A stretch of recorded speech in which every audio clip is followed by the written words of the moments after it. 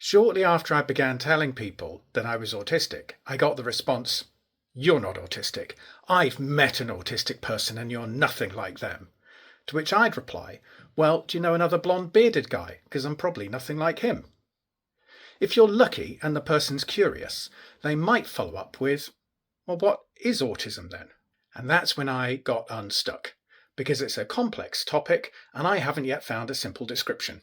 If you're using the medical model as described in the Diagnostic Statistical Manual, that talks about deficits, developmental delays, restricted inflexible behaviour. It's also been described as a learning disability and as a mental illness, which is not very affirming. Within the neurodivergent movement, we try and describe autism as a difference rather than lesser than.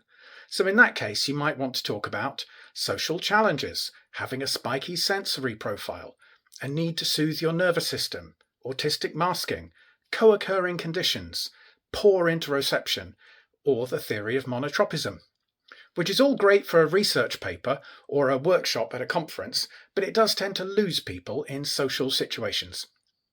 What I've found works for me is when somebody asks the question, "So what is autism then?" I answer the question, "How does it affect me?" And then I might say, "It feels like I've got 10 times the nerve endings for taking in the world, which is why that speaker above our heads playing music is so much louder for me than it is for you.